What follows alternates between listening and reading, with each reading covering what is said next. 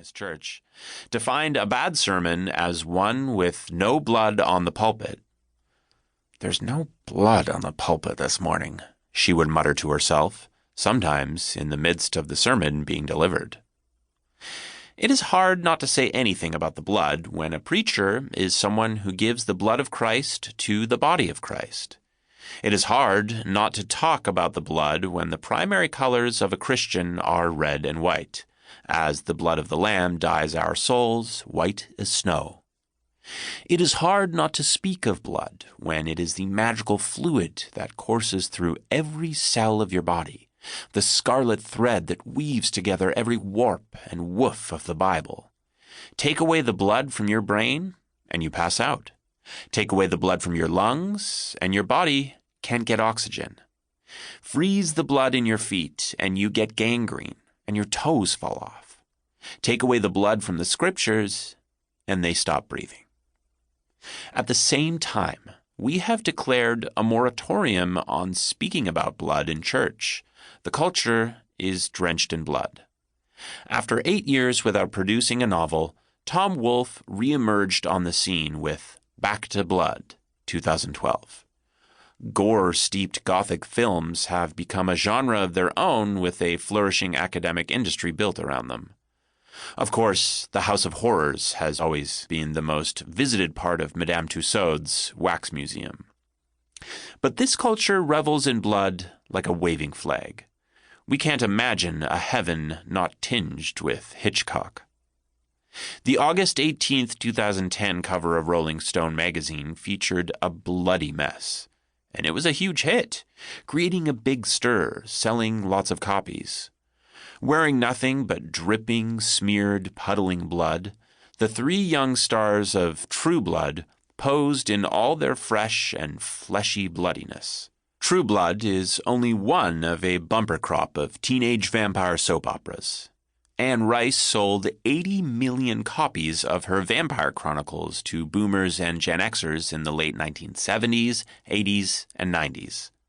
But the first decade of the 21st century belonged to Stephenie Meyer, whose red-hot Twilight series reignited vampire mania among newer generations, especially those 20 and under. The bloodthirsty, blood-sucking undead have become the darlings of young adults everywhere. Vampires aren't creepy. They're cool. Or, in the bad is good language of pop culture, vampires suck. Another movie. In fact, as mere mortals in all these love stories come to believe, vampires are to die for. But wait a minute. It is not just vampirism that is alive and well. The ancient religion of Mithraism that competed with Christianity in the first 4 centuries also celebrated initiates with blood.